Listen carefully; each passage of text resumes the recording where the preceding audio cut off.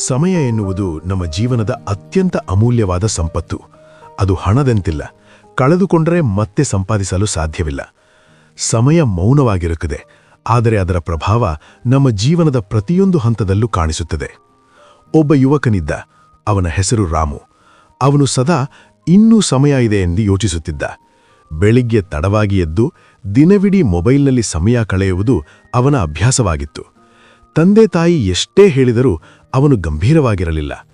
ಒಂದು ದಿನ ರಾಮುವಿನ ತಂದೆ ಹೇಳಿದರು, ಮಗನೇ, ಸಮಯ ಒಮ್ಮೆ ಹೋದರೆ ಅದು ಮರಳಿ ಬರುವುದಿಲ್ಲ, ಅದನ್ನು ಕಾಪಾಡಿಕೊಳ್ಳು. ರಾಮು ನಗುತ್ತಾ ಉತ್ತರಿಸಿದ, ಅಪ್ಪ, ಜೀವನ ಇನ್ನೂ ಶುರುವಾಗಿಲ್ಲ. ದಿನಗಳು ಕಳೆಯುತ್ತಿದ್ದಂತೆ ಅವನ ಸ್ನೇಹಿತರು ಮುನ್ನೆ ಸಾಗಿದರು. ಕೆಲವರು ಉದ್ಯೋಗ ಪಡೆದರು, ಕೆಲವರು ಉತ್ತಮ ಸ್ಥಾನಕ್ಕೆ ಹೋದರು. ಆದರೆ ರಾಮು ಮಾತ್ರ ಅದೇ ಸ್ಥಳದಲ್ಲೇ ನಿಂತಿದ್ದ. ಆಗ ಅವನಿಗೆ ಸ್ವಲ್ಪ ಆತಂಕ ಶುರುವಾಯಿತು, ಆದರೆ ಅವನು ಇನ್ನೂ ಬದಲಾಗಲಿಲ್ಲ. ಒಂದು ದಿನ ಅಚಾನಕ್ ಅವನ ತಂದೆಗೆ ಅನಾರೋಗ್ಯ ಬಂತು. ಆಸ್ಪತ್ರೆಯಲ್ಲಿದ್ದ ತಂದೆ ನಿಧಾನವಾಗಿ ಹೇಳಿದರು, ಸಮಯ ನಿನ್ನ ಗುರು, ಅದನ್ನು ಗೌರವಿಸಿದರೆ ಜೀವನ ನಿನ್ನನ್ನು ಗೌರವಿಸುತ್ತದೆ. ಆ ಮಾತು ರಾಮುವಿನ ಮನಸ್ಸನ್ನು ತಟ್ಟಿತು. ಆ ದಿನದಿಂದ ರಾಮು ಬದಲಾವಣೆಗೆ ತಯಾರಾದ.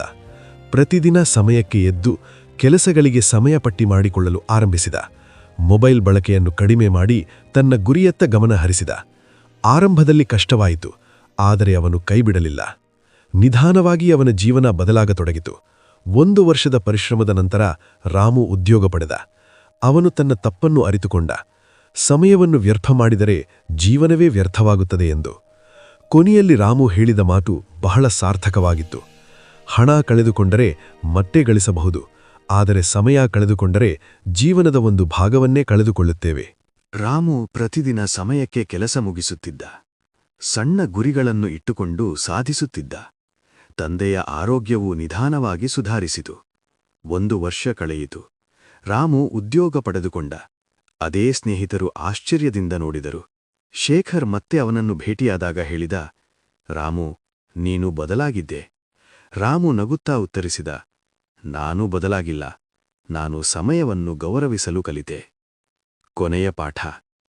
ಒಂದು ಕಾರ್ಯಕ್ರಮದಲ್ಲಿ ರಾಮುವನ್ನು ಭಾಷಣಕ್ಕೆ ಆಹ್ವಾನಿಸಿದರು.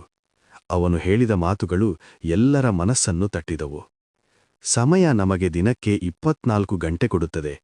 ಅದನ್ನು ಹೇಗೆ ಬಳಸುತ್ತೇವೆ ಎಂಬುದೇ ನಮ್ಮ ಭವಿಷ್ಯ. ಹಣ ಕಳೆದುಕೊಂಡರೆ ಮರಳಿ ಪಡೆಯಬಹುದು, ಆದರೆ ಸಮಯ ಕಳೆದುಕೊಂಡರೆ ಜೀವನದ ಒಂದು ಭಾಗವೇ ಕಳೆದು ಹೋಗುತ್ತದೆ.